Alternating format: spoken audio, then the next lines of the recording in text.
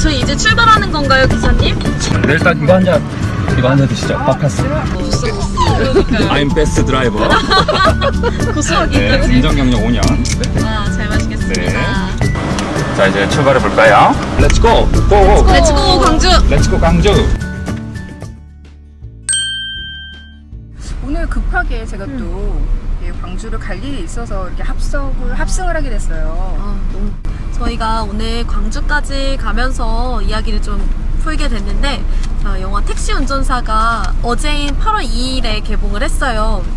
개인 택시를 운전하는 정말 그냥 평범한 소시민인 만섭이죠. 송강호 씨가 역할을 분한 만섭이 이제 어느 날 월세도 못 내던 차에 독일인 기자를 태워서 갔다 오면 광주까지 통금 전까지만 도착하기만 하면 10만 원을 준다는 제안에 위험천만한 광주행을 택하게 된 이야기입니다. 네.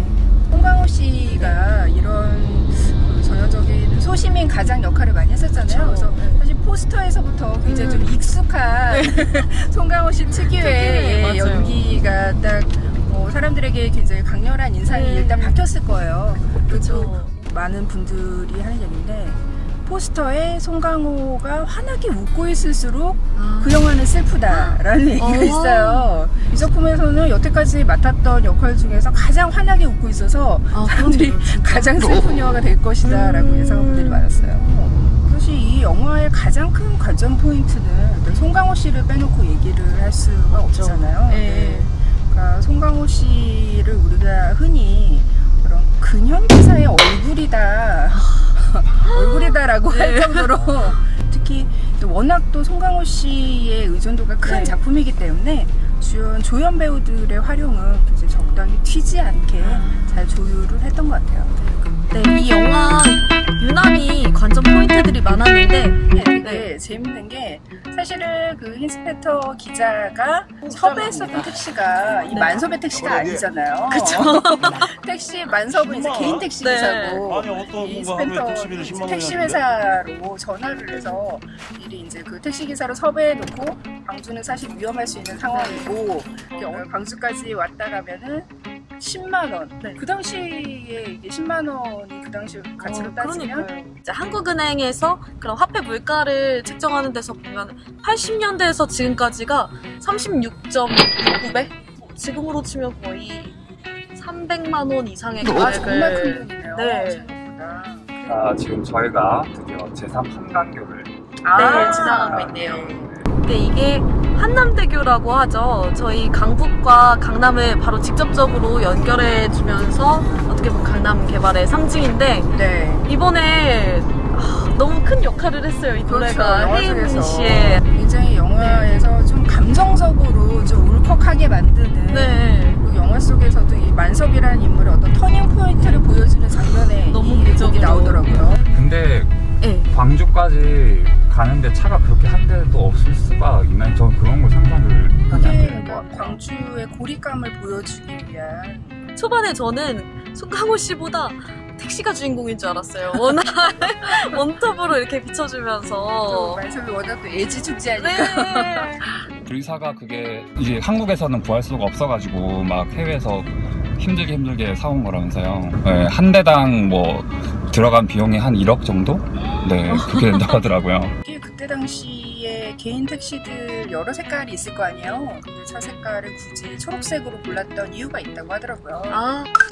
일단 시각적으로 화면에서 볼 때 이제 뭐 피로도를 가장 풀어주는 색깔이기도 하고, 5월이라는 것 자체가 실록을 상징하는 계절이잖아요. 생명의 푸르름, 이런 것들을 택시 색깔로 표현하고 싶었다고 하더라고요. 확실히 둥글둥글하고 이런 외형이나 이런 게 송강호, 그러니까 만섭의 이미지랑 좀 잘 맞다고 생각해서 일부러 조금 더 구형이지만 브리샤를 채택했다고 하더라고요. 또 더 깊은 의미가 있는 게, 이 영화 속에서 그 백미러와 사이드미러를 되게 잘 활용을 해요. 다양하게. 사실 이 영화 속에서 이 만섭이란 인물이 광주를 바라보는 시점하고도 좀 연관이 돼 있어요. 그러니까 이 인물은 광주에서 지금 어떤 일이 일어나고 있는지 정면으로 응시를 할 만한 현실 인식이 아직 없는 상태예요. 그렇기 때문에 항상 뭐 사이드미러나 백미러를 보듯이 약간 이렇게 우회해서 볼 수밖에 없는 운율을 하고 있다고 할 수 있죠.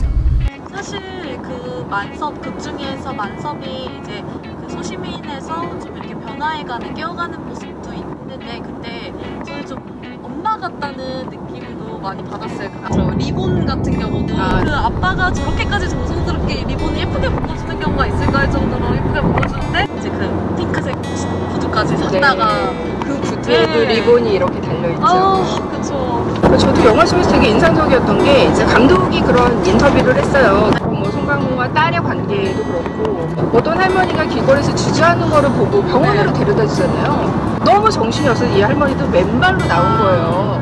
병원에다 도착을 했을 때 아들이 제일 먼저 할머니에게 슬리퍼를 이렇게 신겨주는 장면이 굉장히 마음이 울컥해지는 그런 순간들이 있었어요. 근데 재밌는 게 이 차가 단순히 그냥 송강호가 인물들을 싣고 강주로 달려가는 것만이 아니라 이 영화 속에서 굉장히 많은 스릴을 담당을 해요.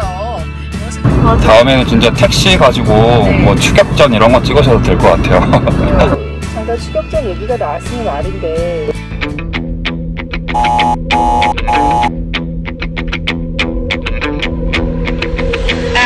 후반부에 혹시 어벤져스라고 부르는 장면이 좀 있어요. 네. 그 부분이 살짝 논란이 되고 있어요. 아 어떤 부분에서요 특히? 평범한 하리하고 그 있는 사실을 그대로 재현한 것만으로도 충분한 감동이 오는데 후반부에 그렇게 굉장히 픽션으로 좀 부풀린 그런 액션이 꼭 필요했느냐 이런 부분은 좀 불필요했다고 봐요.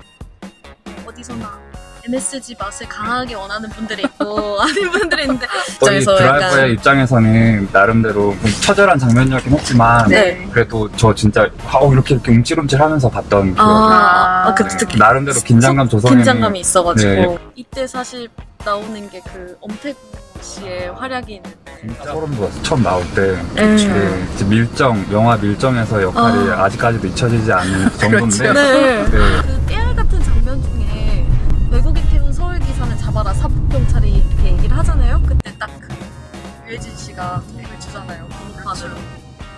그 번호판도 얘기가 많더라고요. 그래요? 네.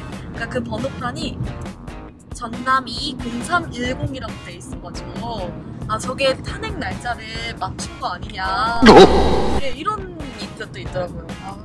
크랭크인 날짜는 작년 6월이어가지고 사실 아직 탄핵 같은 게 이루어지질 않았을 때인데 그래서 뭐 기묘한 한 수 아니냐 의도치 않았던 장면들인데 제 생각을 안 하고 쓴 시나리오가 좀 이 시대적인 상황과 또 맞물린 그런 장면 중에 하나가 마지막에 송강호 씨가 이제 2003년도의 시점에서 영화가 끝이 나는데요. 송강호 씨는 이제 여전히 택시를 몰고 있고 마지막으로 태운 손님이 하는 대사가 광화문으로 갑시다. 이렇게 끝이 나잖아요. 그러니까 감독은 굳이 의도하지 않았다고 하지만 현재 어떤 2017년에 우리가 어쩌면 이렇게 광주를 다시 전면적으로 다룰 수 있는 것도 촛불혁명 이후 광화문 광장 이후의 일이기 때문에 묘한 감흥을 일으키더라고요. 평가님 이번에 평점을 주신다면? 사실 그 완성도 자체는 장훈 감독의 그 이전 필모작들에 비하면 그렇게 웰메이드는 아니에요. 좀 이전에 광주를 그렸던 영화들에 비해서 화법이 많이 진부한 작품도 아니에요. 왜냐하면 좀 이번엔 다른 시선이 들어갈까 좀 기대를 했지만 여전히 익숙한 그 평범한 보통 사람의 시선으로 그렸다는 점에서 좀 그 시도에서 좀 멀리 나가지 못했던 그런 면이 있어서 한 별색 정도? 자, 저희가 광주에 도착했습니다. 정말요? 벌써 도착했나요? 이렇게 빨리요? 네. 1시간 걸렸나요? 네. 아무리 베스트 드라이버라도 이렇게 빨리 오시는데 아닌 것 같은데요? 네, 사실 여기가 경기도 광주입니다. 너무 광주라서 너무 기름값 네, 영화에 대한 얘기는 여기까지 하고 영화 속에 나오는 그런 설정 하나하나들이 진짜 있었던 사실인가? 진실인가? 아니면 좀 영화적 허구인가를 따져보는 그런 시간을 또 갖도록 하겠습니다. 그리고 끝이 아니고요. 아, 네. 약간 빨리 집에 가고 싶으실 수도 있는데.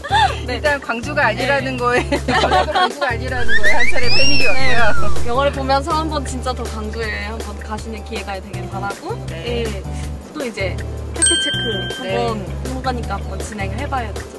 운전은 잘하셔서요. 네, 편안하게 왔습니다. 감사합니다. 돈은 안 드리겠습니다. 또 뵐게요. 네, 안녕히 계세요.